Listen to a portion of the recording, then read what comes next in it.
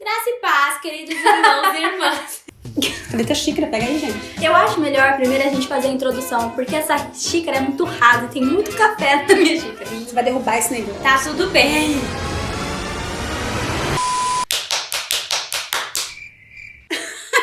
Hoje eu fiz vários pra não ter problema. Vamos lá, vamos começar? Oi! Não, a gente tem que ensaiar melhor isso. Olá, pessoal! Hoje nós estamos aqui mais uma vez neste quadro Minhas Filhas e... Ai, mãe! Ai, de novo! Hoje nós estamos aqui para gravar mais uma vez o nosso quadro Elas e Eu.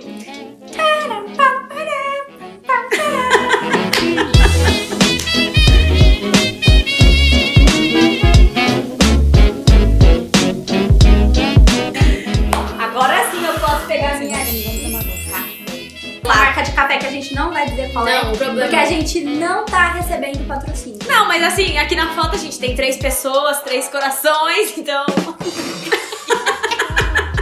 Pô, patrocina nós aí. Hoje nós vamos falar sobre uma história, que na verdade é uma parábola. Peraí, mas o que é parábola?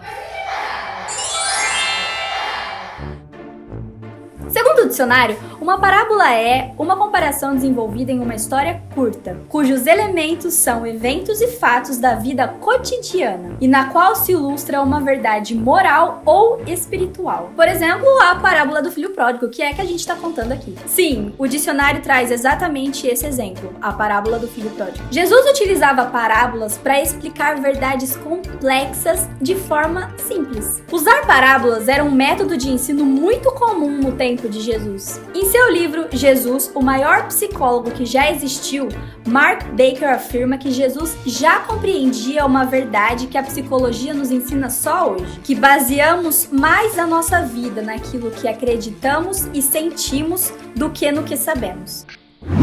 Agora que você já sabe o que é uma parábola... E a história, que tinha dúvida. E eu que tinha dúvida, eu que perguntei. Já entendi, hein? Nós podemos continuar a nossa história. Olha só. Na verdade, essa é uma parábola dupla. Nós temos o filho mais novo e o filho mais velho na mesma parábola. Agora, nessa primeira etapa, neste primeiro vídeo, nós vamos falar do filho mais novo. Presta atenção que muitas vezes você vai se identificar com ele. Então, ele pede a herança pro pai dele e o pai dele reparte a herança entre os 2 filhos. A gente imagina que alguma coisa já vinha acontecendo, porque alguém pediu uma herança. Você sabia que pedir a herança era como tá desejando a morte do pai? Faz sentido, né? Porque a herança só recebe depois que já morreu. Pedir a herança enquanto o pai estava vivo era tipo assim, não me importa com a sua vida mesmo. Como se eu só estivesse quero a dizendo, sua morra. herança.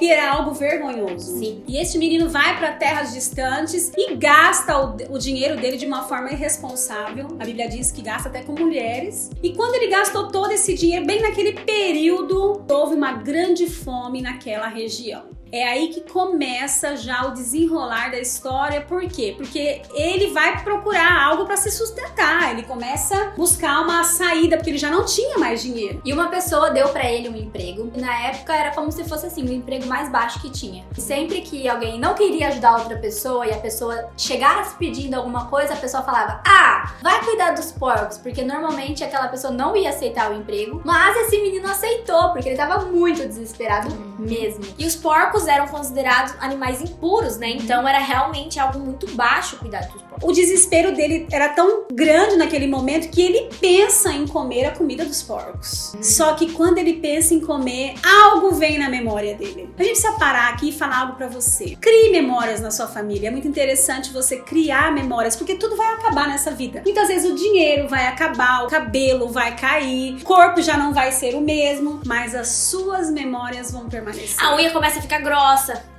A gente tava falando sobre unhas grossas ontem. Não, mas por falar em memória, isso que você tá falando é muito verdade. Essa xícara, por exemplo, que a gente tá segurando... A gente tem por isso que a gente tá por isso, usando ela. de propósito. Sim, aqui tudo é pensado. Tem um roteiro pensado assim, meses antes. Meses. Bom, quando a gente era criança, né, Vi? A nossa mãe trabalhava, ela viajava bastante. E sempre que ela tinha um tempo tá na nossa casa com a gente, ela fazia um café da manhã especial. Ela ia na padaria mais top da cidade, que também não vou dizer o nome porque nós não estamos sendo patrocinados por nada neste vídeo. E aí ela comprava tudo que tinha de mais maravilhoso e ela fazia o café de rico. Você que deu o nome de café de rico. Porque essa porcelana é muito de rico. Aí ela arrumava a mesa com essa xícara, ela não tinha medo que a gente quebrasse, não. A gente era criança. A gente era bem criança. Mas ela não tinha nem essa questão de, ai, não vou deixar usar, porque vai que guardar pra era depois. pra usar mesmo. Gente, é verdade. Eu acordava, as meninas, adivinham o que tem? Café de rico. E vocês iam tudo correndo pra comer. As boas memórias fazem parte da nossa vida. Faça o possível pra que fique algo feliz. Como diz a minha mãe, você tá feliz? A gente tem que ser feliz. Eu acho assim, até de uma maneira infeliz, quando alguém diz, ah, não tem que rir desse tanto. Mas a gente é assim, né? A gente celebra. Já houve um tempo na minha vida em que eu não tinha o que comer. Hoje eu tenho o que comer. A gente tem família, eu tenho minhas filhas. Então hoje a gente precisa rir. A gente precisa ter umas boas memórias, boas lembranças. Foram essas boas lembranças que salvaram esse menino, esse filho mais novo. Fizeram ele voltar pra realidade. A Bíblia fala que ele caiu em si e ele se lembrou da casa do pai dele, lembrou do pai dele, lembrou que até os servos do pai dele comiam melhor do que ele estava comendo. Ele se lembrou que ele tem um pai, ele se lembrou que o pai dele era um provedor, ele se lembrou que ele tinha uma família. E vou dizer, pai, pequei contra o céu e contra o Senhor, não sou digno de ser chamado seu filho. Primeiro que ele disse, me porei no caminho, então significa que ele estava fora do caminho. Estava fora. Mas também que ele decidiu agir, né? Muitas vezes a gente sabe que a gente tá agindo errado e a gente só fica lá remoendo a culpa, mas não age. E ele também sabia qual era o caminho, porque ele falou, me porei no caminho, não em um caminho, ou vou procurar o caminho de volta. Não, ele já sabia. Ele sabia de onde ele veio, ele sabia como voltar. Exatamente. Quando ele diz, pequei contra o céu e contra o Senhor, quando você desobedece os seus pais, você está pecando contra o céu. Por isso, se você está em algum caminho diferente, eu tenho certeza que você sabe qual é o caminho que você deve retornar. E vou te falar, hein, esse caminho que te ensina a honrar o seu pai e sua mãe traz até promessa pra sua vida. Inclusive, é o primeiro mandamento com promessa, honra teu pai e tua mãe para que te prolongues os seus dias na terra. Quando ele está bem no início do caminho, lá no início da aldeia ou do bairro, do vilarejo, não importa. Bem no início a gente observa que o pai está observando e o vê de longe. Não foi coincidência, não. Não foi coincidência. Com essa palavra que o pai o vê de longe, nós entendemos e chegamos à seguinte conclusão. O pai esperava ele todos os dias. Olha que amor, gente. Pródigo é alguém que esbanja, é o fato de esbanjar e gastar. Por isso que é o filho pródigo, né? Porque ele esbanjou, gastou tudo o que ele tinha, todo o dinheiro dele. Mas teve mais gente aí que esbanjou alguma coisa. Esse pai, ele esbanja amor. Ele esbanja perdão, porque naquele tempo, um filho desonrar um pai era algo muito grave, muito escandaloso, muito feio. Quando o pai vai ao encontro dele e corre, ele quebra todos os paradigmas daquele tempo. Nós estávamos estudando sobre essa parábola nesse livro do Kenneth Bailey, e ele fala sobre essa questão do pai correr, que naquela época era considerado indigno ou até uma humilhação que um homem de idade corresse em público, porque aquele filho voltar, ele passaria por uma certa humilhação. Então, quando aquele pai corre em direção ao filho, é como se ele estivesse sofrendo a humilhação no lugar do filho. Quando Jesus conta essa parábola, nós entendemos que ele está falando dele mesmo, do próprio Deus. Ele não perguntou com quem você gastou, quem mandou você ir, eu falei para você não voltar. Nunca feche a opção de um retorno, nunca feche a porta da reconciliação. Deixe sempre seu filho sabendo que você ainda é pai dele, que você está disposto a uma reconciliação.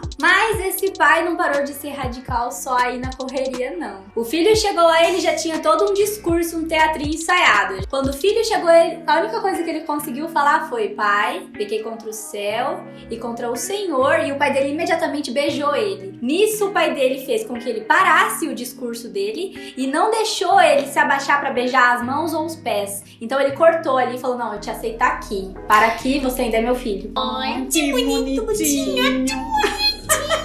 Mais interessante é a euforia que o pai ficou. A impressão que eu tenho é que ele estava atônito. Ele disse: depressa, tragam a melhor roupa, coloquem um anel nele, coloquem as sandálias nos seus pés. E tudo isso tinha um significado. Porque qual era a melhor roupa? A do pai. Quando o pai pede pra colocar a sandália nos pés, é porque o pai estava querendo dizer que ele não estava recebendo o filho de volta pra se tornar um servo, pra se tornar um escravo, mas sim como filho, porque naquela época os que andavam descalços eram os servos. E o pai também disse, coloquem um anel. Um anel representa confiança. Bem como José, né? Também recebeu um anel. E depois disso ainda ele diz pra matar o quê mesmo? A cevada? Não, o que era? Cevada? Cevada? Não. Matassem um bezerro. Bezerro cevado, tinha cevada em algum lugar. Sabia que tinha cevada em algum lugar. Então eles dizem, corram, matem um novilho gordo, um cevado. A gente entende que a festa ia ser bem grande. A festa representa uma grande alegria do Pai. E isso se parece muito com a graça. Também quando a gente encontrou Jesus um dia, que a gente estava perdido, eu tenho certeza que houve uma grande festa. Alegria. Então, se você, como aquele menino, se encontra em algum problema familiar, ou talvez um problema no seu relacionamento com Deus, é tempo de você voltar, de você se pôr no caminho hoje mesmo. Se hoje ponha no tempo. caminho.